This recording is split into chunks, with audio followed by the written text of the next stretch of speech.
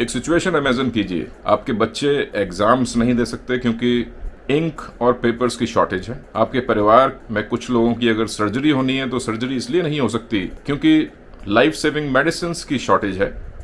आपके यहाँ 10,000 बेकरीज बंद हो जाती हैं क्योंकि फ्यूल की शॉर्टेज है। आपके यहाँ स्ट्रीट लाइट्स को परमानेंटली बंद कर दिया जाता है क्योंकि इलेक्ट्रिसिटी की शॉर्टेज है, जिसकी वजह से बहुत सारी विमेन जो वर्कफोर्स का हिस्सा हैं वो कहीं ना कहीं घर से बाहर निकलने से बचती हैं। अगर आपका देश ऐसी स्थिति में पहुंच जाता है तो आप क्या करेंगे? फ्रेंड्स, ऑलमोस्ट ऐसी ही स्थिति में आज श्रीलंका की इकोनॉमी है। आज हम जानने की कोशिश करते हैं कि श्रीलंका की इकोनॉमी आखिरकार इस स्थिति में कैसे पहुंच गई। कौन से फैक्टर्स थे जिन्होंने कंट्रीब्यूट किया श्रीलंका की इकोनॉमी को आज की स्थिति में पहुंचाने में? Let's find out.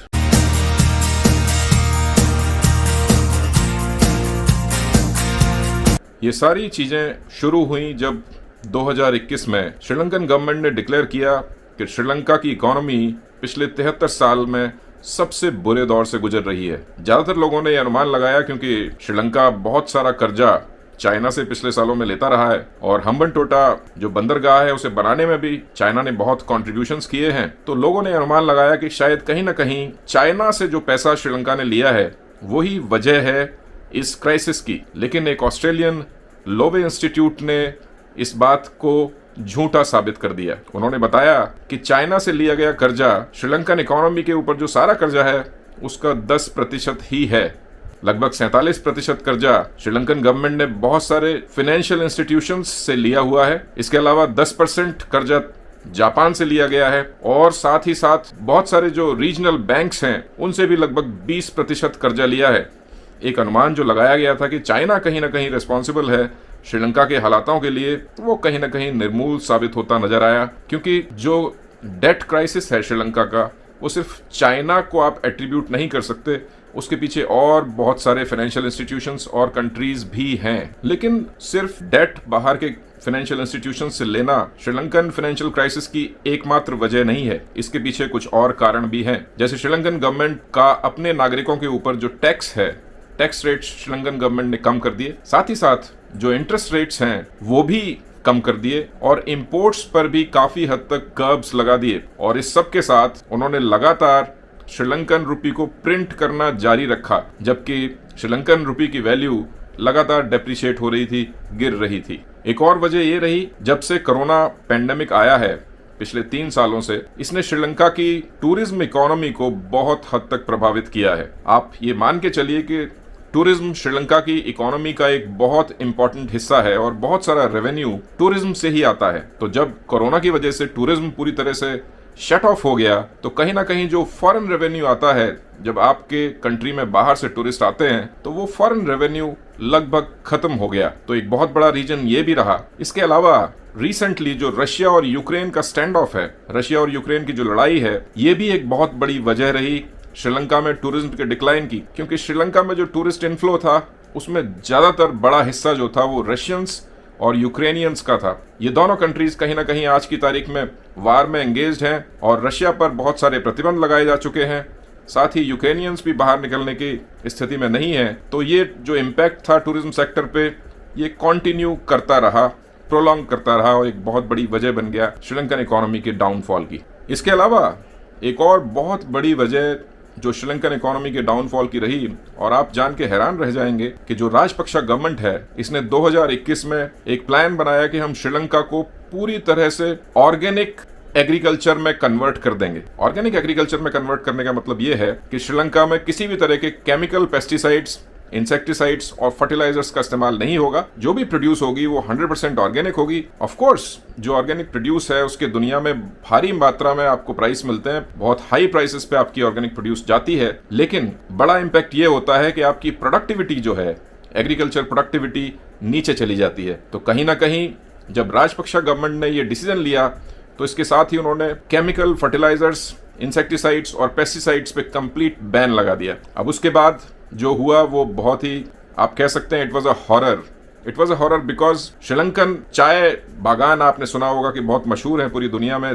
श्रीलंका से चाय जाती है, बड़े एक्सपोर्टर्स में से है श्रीलंका में जो चाय की खेती थी वो इन प्रतिबंधों के बाद 10 गुना महंगी हो गई और उसकी जो प्रोडक्टिविटी थी, यानी कि जितनी चाय हर साल निकाल पाते थे किसान बागानों से, वो आधी रह गई थी।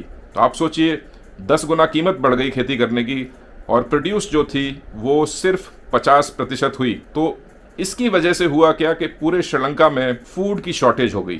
तो आपके पास फॉरेन करेंसी नहीं है और आपके पास खाना भी नहीं है। तो ये एक तरह से दोहरी मार थी श्रीलंकन इकोनॉमी के ऊपर, जिसकी वजह से स्थिति बद से बदतर होती चली गई। जब खाना और पैसा दोनों की बहुत बड़ी शॉर्टेज हो गई तो श्रीलंका में पब्लिक ने वाइड लेवल पे प्रोटेस्ट शुरू कर दिए सरकार के अगेंस्ट, और वो प्रोटेस्ट इतने ज्यादा बढ़ गए कि कई जगह सरकार को टीयर गैसेस छोड़नी पड़ी, वाटर कैनन्स यूज करनी पड़ी।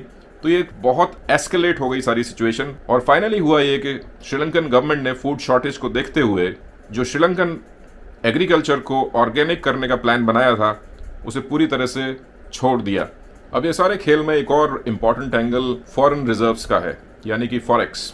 फॉरेक्स किसी भी कंट्री के लिए बहुत इंपॉर्टेंट रिसोर्स होता है, क्योंकि जो भी आप इंपोर्ट करते हैं उसके अगेंस्ट आपको फॉरेन करेंसी देनी पड़ती है। जैसे डॉलर दुनिया की रिजर्व करेंसी है और आप फूड ग्रेन्स, ऑयल या और कोई कमोडिटी बाहर से इंपोर्ट करना चाहते हैं तो उसके एवज में आपको डॉलर्स देने पड़ेंगे। तो आपके फॉरेन रिजर्व्स में सफिशिएंट मात्रा में डॉलर्स होने चाहिए, तभी आप दे सकते हैं, अदरवाइज कैसे देंगे? It is next to impossible. तो फरवरी 2022 में स्थिति ये हो गई कि श्रीलंका के पास जो टोटल फॉरेन एक्सचेंज था that was 2.36 billion US dollars, और उस समय जो टोटल आउटस्टैंडिंग थी, जो पैसा श्रीलंकन गवर्नमेंट को देना था डिफरेंट फाइनेंशियल इंस्टीट्यूशंस को इंटरेस्ट और बाकी मदों में, वो लगभग 7 बिलियन यूएस डॉलर्स था। यानी कि यू हैव टू पे 7 बिलियन यूएस डॉलर्स, लेकिन आपके पास है सिर्फ 2.36 billion US dollars. Now the thing is that क्योंकि आपको इंटरेस्ट और बाकी मदों में इतना बड़ा अमाउंट पे करना है, आपके पास छोटा अमाउंट है, तो आप बाकी चीजों के लिए पैसा कहां से लाएंगे? अगर आपको कोई भी इंपोर्ट्स करने हैं, से फॉर एग्जांपल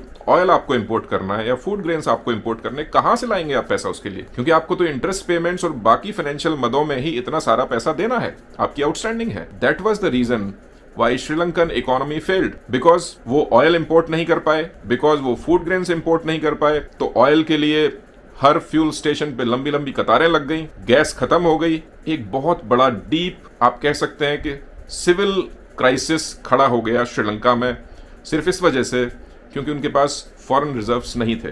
तो यहाँ पे ये समझना बहुत इंपॉर्टेंट है कि फॉरेन रिजर्व्स किसी भी कंट्री के लिए बहुत इंपॉर्टेंट होते हैं, क्योंकि आप बहुत सारा सामान दूसरे कंट्री से मंगाते हैं, और अगर आप दूसरे कंट्री से जो सामान मंगाते हैं उसका पेमेंट करने में सक्षम नहीं है तो आप वो सामान नहीं मंगा सकते। फॉरेन एक्सचेंज के साथ साथ इन्फ्लेशन भी श्रीलंका में एक बहुत बड़ी प्रॉब्लम बन गया है, क्योंकि इस समय इन्फ्लेशन इज एट अराउंड 17%, 17%। आप समझते हैं 17% कितना ज्यादा होता है? भारत में इन्फ्लेशन इस समय 6.1% है, श्रीलंका में 17% इन्फ्लेशन है आज की तारीख में। तो देखिए सारी चीजों की कीमत बढ़ गई। इन्फ्लेशन का मतलब यही होता है कि हर चीज की कीमत बढ़ गई। आपके पास पैसा नहीं है, आपके पास खाना नहीं है, आपके पास फ्यूल नहीं है, सब कुछ महंगा है, एग्जॉर्बिटेंटली हाई प्राइसेस पर है। This is a huge civilian crisis. इसके बाद श्रीलंकन प्रेसिडेंट राजपक्षा ने आईएमएफ से मदद मांगी, इंटरनेशनल मॉनेटरी फंड से। अब आईएमएफ सारी सिचुएशन को एसेस कर रहा है और may be in times to come वो जो डेट है उसकी रिस्ट्रक्चरिंग करने में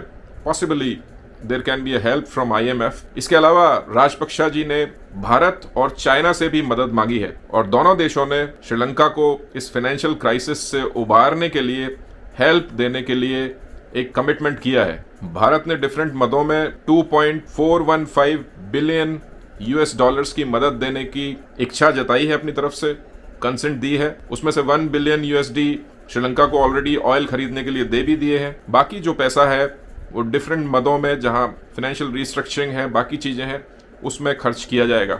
साथ ही साथ आज ही करीब 40,000 टन्स राइस लोड किया जा रहा है श्रीलंका भेजने के लिए। तो India is helping Sri Lanka at the moment.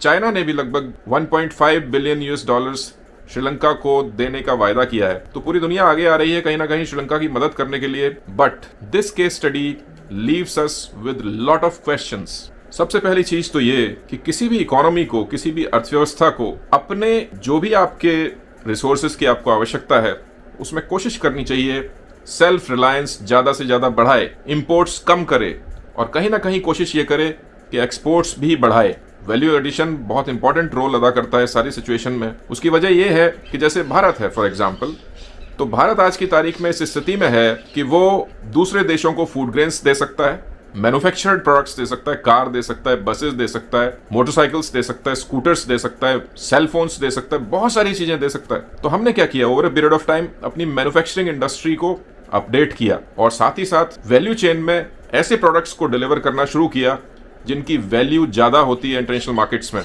जब ज़्यादा वैल्यू के प्रोडक्ट्स आप इंटरनेशनल मार्केट्स में भेजते हैं तो आपके पास फॉरेन एक्सचेंज बढ़ता है, क्योंकि जब आप कोई भी सामान बाहर भेजेंगे उसके बदले में आपको फॉरेन एक्सचेंज मिलेगा। तो एज अ कंट्री आपको अपने एक्सपोर्ट्स पर विशेष ध्यान देना चाहिए, क्योंकि आपके एक्सपोर्ट्स ही आपको फॉरेन एक्सचेंज अर्न करवाते हैं। साथ ही साथ भारत में जैसे आउटसोर्सिंग इंडस्ट्री बहुत डेवलप हुई पिछले सालों में, IT इंडस्ट्री बहुत डेवलप हुई, तो हमारे पास फॉरेन रिजर्व्स बहुत अच्छी प्रचुर मात्रा में है। लेकिन श्रीलंका के साथ ऐसा नहीं था। वो पूरी तरह डिपेंडेंट थे कहीं ना कहीं टूरिज्म पर, कपड़ों के व्यापार पर जो एक्सपोर्ट करते थे लार्जली यूरोप में, उसमें भी कमी आ गई। साथ ही साथ आप सिचुएशन देखिए, कोविड-19 आ गया तो टूरिज्म पूरी तरह से सफर कर गया उसके साथ ही साथ गवर्नमेंट की एक बहुत खराब पॉलिसी एग्रीकल्चर को लेकर रही कि उन्होंने एकदम से ये प्लान इंप्लीमेंट कर दिया कि भाई पूरा देश सिर्फ ऑर्गेनिक फूड प्रोड्यूस करेगा, बाकी सारी चीजों पर प्रतिबंध लगा दिया। आपकी एग्रीकल्चर प्रोडक्टिविटी चली गई, बहुत खराब डिसीजन। साथ ही साथ आप लगातार श्रीलंकन रुपी को प्रिंट करते चले गए, जिससे कि श्रीलंकन रुपी की वैल्यू नीचे आ गई डॉलर के सापेक्ष, और आपने जो पब्लिक के ऊपर टैक्सेस थे उन्हें भी कम कर दिया। तो गवर्नमेंट की इनकम तो जीरो हो गई, क्योंकि आपके एक्सपोर्ट्स है नहीं, बाहर से टूरिस्ट आ नहीं रहा आपके पास। एग्रीकल्चर प्रोडक्टिविटी जीरो है, क्योंकि आप बहुत सारा सामान जो बाहर भेजते थे, चाय वगैरह, वो आपका 50% पे आ गया। तो बहुत सारे financial blunders, policy blunders Sri Lankan government की तरफ से हुए, और साथ ही साथ कोविड-19, रशिया यूक्रेन क्राइसिस ने इस सारी सिचुएशन को बहुत बढ़ा दिया। तो इन अ नटशेल हम ये कह सकते हैं कि जो आपके फॉरेन रिजर्व्स हैं, एक्सपोर्ट्स हैं, आपकी डिपेंडेंस अपने ऊपर, सेल्फ रिलायंस है, फूड ग्रेन्स की डिपेंडेंस है, ये बहुत इंपॉर्टेंट इश्यूज हैं। और we as a country, India की जहां तक बात करें तो हम लोग लकी हैं, क्योंकि हमने सारे डिमेंशन में बहुत प्रोग्रेस की है पिछले 50 सालों में। श्रीलंका ऐसा नहीं कर पाया और कहीं ना कहीं उसने सफर किया। So my dear friends, this is it about the Sri Lankan economy's collapse. और अगर आपको ये वीडियो पसंद आया तो आप इस वीडियो को लाइक कीजिए, शेयर कीजिए, मेरे चैनल को सब्सक्राइब कर लीजिए, एंड आई एश्योर यू कि मैं आपके लिए लगातार ऐसे ही वीडियोस बनाता रहूँगा, जिससे हमें देश, दुनिया, इकोनॉमिक्स, बिजनेस, स्टार्टअप्स और एंटरप्रेन्योरशिप के बारे में ज़्यादा से ज़्यादा जानकारी मिलती रहे। Thank you.